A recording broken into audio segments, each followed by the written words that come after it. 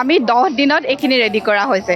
মই ইয়াৰ প্ৰাথমিক শিক্ষা ক'তো গ্ৰহণ কৰা নাই। মোক এতিয়া কিছুমানে কয় যে কি কাঠত লিখি থাকে, কিন্তু যে এই কাঠত লিখা বস্তুটোৱে যে আজি আমেৰিকালৈ গৈছে, লণ্ডনলৈ গৈছে, সেই কথাটো মানে মোৰ প্ৰাউড, মানে যে মই ভাল পাইছোঁ। মানে শংকৰদেৱ কলাক্ষেত্ৰত এখন এক্সিবিশ্যন হৈছিলে, আৰম্ভণি আমাৰ তাৰ পৰা হৈছিলে। হোষ্টেলৰ ৰুমটোতে বহি পিনি বস্তু বনালোঁ। প্ৰতিজন নিবনুৱা এজন নিজে বনোৱা হ'ব পাৰে। কাৰণ আছে যিখন আমাৰ বিপণী আছে, তাৰ জৰিয়তে আমি এটা সকলোকে মেছেজ দিব বিচাৰিছোঁ যে যিসকল নিবনুৱা আছে তেওঁলোকে হাতে কামে কৰিলে এজন বনোৱা হ'ব পাৰে। গতিকে নামটো এইকাৰণে আমি নিবনুৱা হাব হিচাপে দোকানৰ নামটো নিবনুৱা হাব বুলি ৰাখিছোঁ। যিহেতু এই ভাগৰ এইটো এটা নিচা আছিলে, নিচাটো এটা লাহে লাহে পেছালৈ পৰিৱৰ্তন হৈছে। লকডাউন হৈছিলে, লকডাউনৰ সময়ত প্ৰথম ঘৰত তেনেকৈ বনাব আৰম্ভ কৰিছিলে, এজন দুজনে অৰ্ডাৰ কৰিলে, এটা বাঢ়ি এতিয়া আমাৰ পৰিসৰটো বৃদ্ধি পাইছে।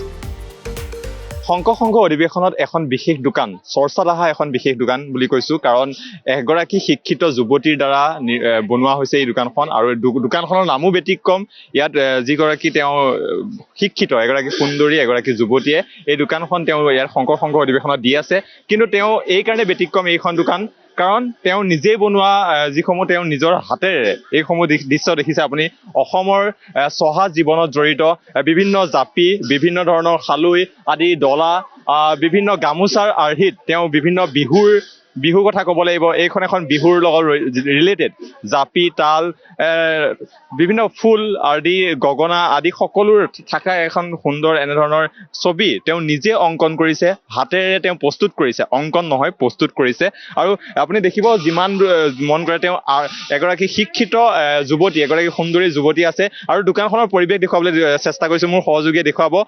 যথেষ্ট ভিৰ হৈছে আৰু এতিয়ালৈকে মই গম পোৱাত এইখনে যথেষ্ট চৰ্চাত থকা, এই যি সাহিত্য, যি শংকৰ সংঘ অধিৱেশন আছে, অধিৱেশনৰ চৰ্চাত থকা এখন দোকান। আমি দোকানৰ বাইদেউ বহুত বিজি, আমি বাইদেউ চলাই আহিছোঁ। হয়, নমস্কাৰ। কেনেকুৱা? প্ৰথমে ধন্যবাদ জনাইছোঁ আপোনাক তথা NB নিউজৰ সমূহ কৰ্মকৰ্তালৈ। খুব ভাল লাগিছে। আৰু শংকৰ সংঘ অধিৱেশনত এয়া আমাৰ প্ৰথম অভিজ্ঞতা। ষ্টল হিচাপে আমি প্ৰথমবাৰ আহিছোঁ। এনেই গুৱাহাটীত কৰিছোঁ আমি আৰ্ট এণ্ড ক্ৰাফ্টৰ এক্সিবিশ্যন, কিন্তু শংকৰ সংঘ অধিৱেশনত মানুহখিনি মানে মৰম আকুলতা, আৰু ইমান আমাৰ দোকানখনত এনেকুৱা মানুহৰ ভিৰ, সেইটো খুব ভাল লাগিছে। আচলতে সকলোৱে বস্তুবোৰ খুব ধুনীয়াকৈ আদৰি লৈছে, কিয়নো বস্তুসমূহ আমাৰ জাতীয় জীৱনৰ, আমাৰ আৱেগ। এয়া আপোনালোকে দেখিছেই। আৰু মানে নতুন ৰূপত কিবা এটা কৰিবলৈ চাইছোঁ। আমাৰ জাতীয় জীৱনৰ সম্পদসমূহ, আমাৰ আৱেগসমূহক লৈ পিনি আমি বেলেগ কি কৰিব পাৰোঁ, আৰু যাতে ইয়াৰ দ্বাৰা, আমাৰ কামখিনিৰ দ্বাৰা যাতে আমাৰ সংস্কৃতিটো আমি সংৰক্ষণ তথা প্ৰচাৰৰ লগতে আৰু কিবা কৰিব পাৰোঁ, সেই তাৰ কাৰণে আমি ক্ষুদ্ৰতম এয়া প্ৰয়াস।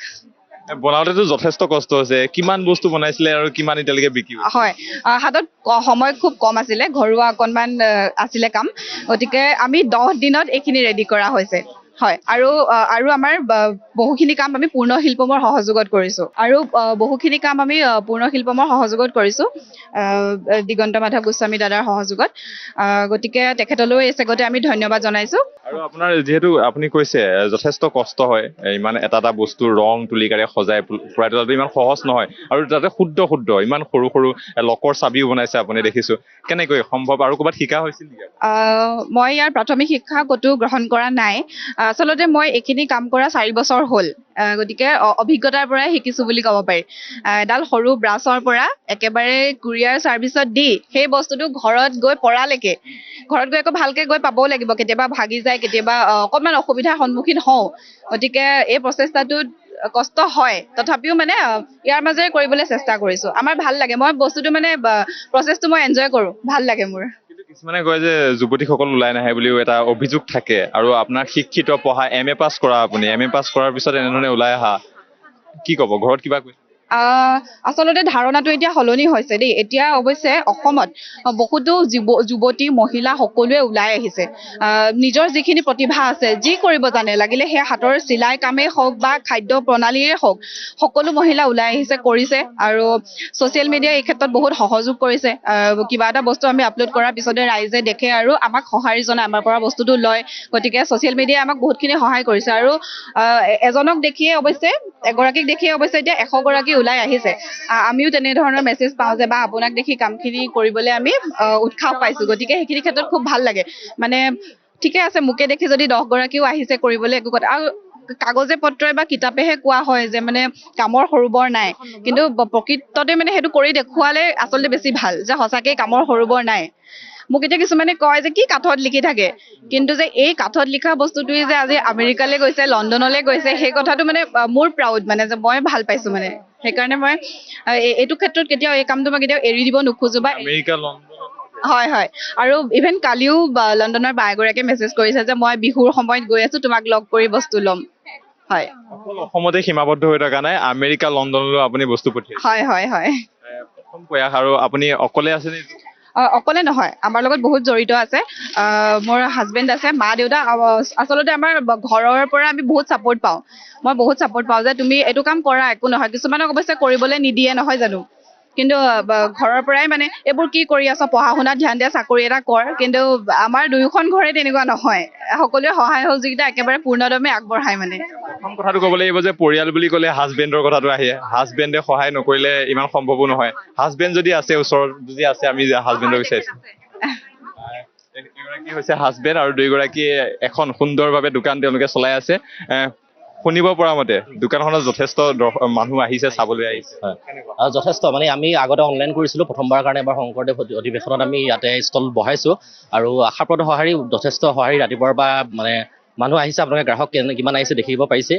গতিকে ভাল লাগিছে আৰু সকলোকে ধন্যবাদ জনাইছোঁ। আৰু 2টা দিন আমি ইয়াত আছোঁ, গতিকে 2টা দিন সকলোৱে ইয়ালৈ আহিবলৈ আমি অনুৰোধ জনাইছোঁ। আৰু কি বুলি কয়, দোকানখনৰ নামটো এটা ব্যতিক্ৰম কিন্তু নিবনুৱা হাব, হয়নে? কেনেকে আহিলে নাম? একচুৱেলি নিবনুৱাটো এতিয়া অসমৰ এটা মানে ডাঙৰ সমস্যা। চ' নিবনুৱা বুলি কোৱাৰ লগে লগে সকলোৱে মানে এটা নিগেটিভ মিনিঙত লয়, নিগেটিভ। কিন্তু নিবনুৱা শব্দটো 2টা পাৰ্ট আছে, নিবনুৱা আৰু লগত আছে বনোৱা শব্দটো। গতিকে বনোৱা, প্ৰতিজন নিবনুৱা এজন এজন নিজে বনোৱা হ'ব পাৰে। গতিকে আমাৰ যিখন আমাৰ দোকান আছে, যিখন আমাৰ বিপণী আছে, তাৰ জৰিয়তে আমি এটা সকলোকে মেছেজ দিব বিচাৰিছোঁ যে যিসকল নিবনুৱা আছে তেওঁলোকে হাতে কামে কৰিলে এজন এজন বনোৱা হ'ব পাৰে। গতিকে নামটো এইকাৰণে আমি নিবনুৱা হাব হিচাপে দোকানৰ নামটো নিবনুৱা হাব বুলি ৰাখিছোঁ। চেলটো যে হৈ আছে, মই জানিব পৰা মতে এটা অনুমান কৰিছো আপোনালোকৰ তাতে বেছি চেল হৈছে বুলি গম পোৱা হৈছে, সঁচাই? সেইটো তেনেকুৱা আনুষ্ঠানিক হেৰি নাই, কিন্তু যথেষ্ট গ্ৰাহক আহিছে। কালি মানে পুৱাৰে পৰা যথেষ্ট গ্ৰাহক আহিছে। নিশা চেল সেইটো তেনেকে আমি ক'ব নোৱাৰিম, কিন্তু যথেষ্ট আমি মানে যিমানখিনি আনিছোঁ বস্তু, তাৰে প্ৰায়খিনি এতিয়া মানে চল্ড আউট হৈ গৈছে। আইডিয়াটো কাৰ আছিলে? একচুৱেলি আইডিয়াটো এই ভাগৰ এইটো এটা নিচা আছিলে। নিচাটো এটা লাহে লাহে পেচালৈ পৰিৱৰ্তন হৈছে। তাই কলেজত পঢ়ি থকা সময়তে লকডাউন হৈছিলে। লকডাউনৰ সময়ত প্ৰথম ঘৰত তেনেকৈ বনাব আৰম্ভ কৰিছিলে। এজন দুজনে অৰ্ডাৰ কৰিলে, তাৰপিছত এজন দুজনে কিনিবলৈ ধৰিলে। আজিকে এজন এজনকে এতিয়া মানে যেনেকে চেষ্টা কৰোঁতে এনেকৈ প্ৰথম এজন দুজনকে গ্ৰাহক বাঢ়ি এতিয়া আমাৰ পৰিসৰটো বৃদ্ধি পাইছে, যথেষ্ট বৃদ্ধি পাইছে। হয়। ভৱিষ্যত পৰিকল্পনা এতিয়া ধৰি লওক আমি যিমানখিনি পাৰিছোঁ, এতিয়া আমাক কিছু ৱৰ্কাৰৰ প্ৰয়োজন হৈছে। তাই অকলে বা মই বেলেগ ক্ষেত্ৰৰ সৈতে যিহেতু জড়িত, গতিকে মই তাক ইমানখিনি সময় তেনেকৈ দিব নোৱাৰোঁ। গতিকে আমাক ৰাইজে যদি আমাক আশীৰ্বাদ কৰে, তেন্তে নিশ্চয় আমি ভৱিষ্যত আৰু নতুন নতুন পৰিকল্পনা আগবাঢ়ি যাব পাৰিম। প্ৰথম যিহেতু আপোনাৰ ঘৰতে আপুনি কৰি আছিলে, তাৰপিছত তেওঁ সহায় কৰিলে, আপুনি প্ৰথমে কি বুলি? মই ঘৰত নহয়, একচুৱেলি মই হোষ্টেলৰ পৰা আৰম্ভ কৰা। কটনত পঢ়ি থাকোঁতে শিলপুখুৰী হোষ্টেলত থাকোঁ আমি। তেতিয়াই এটা শংকৰদেৱ কলাক্ষেত্ৰত এখন এক্সিবিশ্যন হৈছিলে। আৰম্ভণি আমাৰ তাৰ পৰা হৈছিলে। সেই এক্সিবিশ্যনখনত হোষ্টেলৰ ৰুমটোতে বহি পিনি বস্তু বনালোঁ, এমাহমান লৈ পিনি সময় লৈ। সেই বস্তুখিনিৰ পিছত মানে আমালৈ অনলাইন যোগে বেছি অৰ্ডাৰ আহিলে, গতিকে আমি প্ৰচেছটো অনলাইন কৰি পেলালোঁ। হয়। আৰু তেখেতে সহায় কৰে। আৰু মোৰ লগত ভণ্টি আছে, বাইদেউ আছে। সকলোৱে মোক পূৰ্ণদমে সহায় কৰে। কি ভাল? হয় হয়, ভাল বুলিয়ে ক'ব লাগিব। কালিৰ পৰা ভাল, আৰু 2 দিন আছোঁ। গতিকে আৰু ৰাইজ আহক, আমাক উৎসাহ জনাওক, খুব বেছি ভাল লাগিব।